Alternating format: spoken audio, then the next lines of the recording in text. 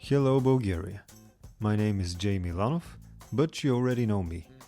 I am the creator of the English with Jay project and the Essential English course. And you're listening to episode 14 of my weekly Essential English podcast. Today, we're going to talk about synesthesia. Synesthesia, or in Bulgarian, synestheziya, sounds like a disease, but it's actually not. It's just a very interesting condition of the human brain.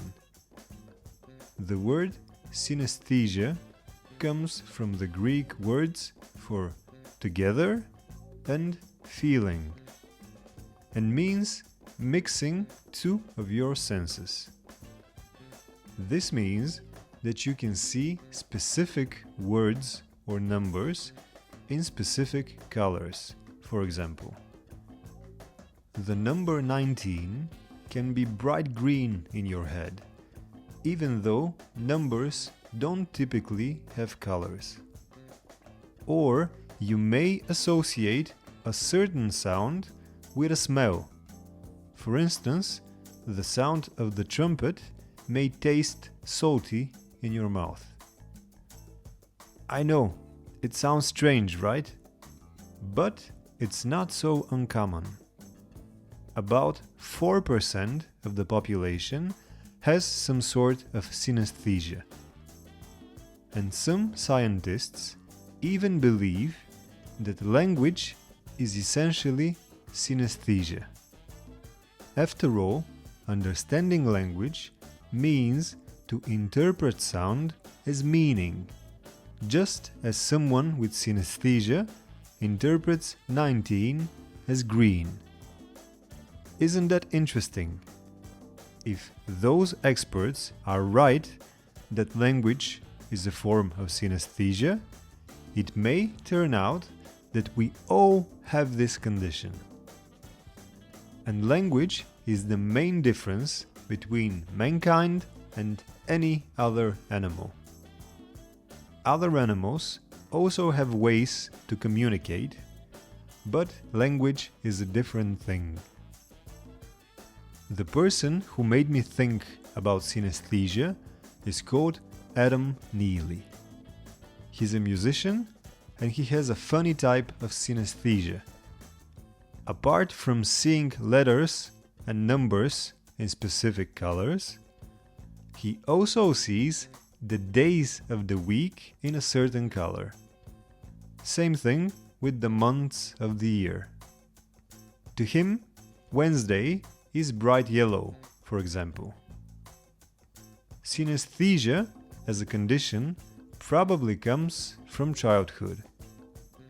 When the child's brain tries to make sense of the world, it processes information from different senses at the same time.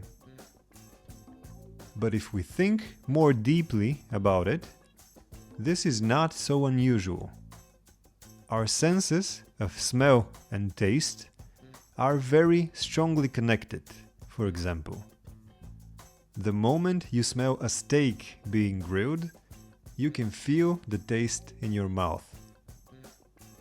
Also, people are used to describing tastes and sounds with other senses.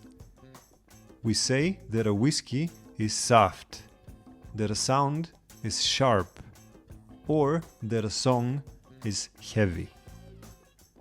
There is also a popular experiment in science where many people from different cultures are given two words with no meaning: kiki and buba.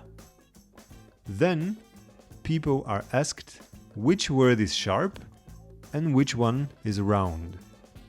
What do you think? If you answered that kiki is sharp, then you're like most people on the planet. Which is strange, isn't it? A word is just a sound. It shouldn't have sharpness or roundness. A fascinating type of synesthesia is when your brain mixes sounds and colors. I have a friend who sees every chord in a specific color. She's not a musician, but I am. And I'm really jealous of that superpower of hers. To a musician, seeing chords in color can be very useful. If I did, I would always know where I am in the song and what's next. Of course, to a person like Gary, not just chords, but all sounds have specific color associations. Even bird songs, explosions, or the sound of a blender.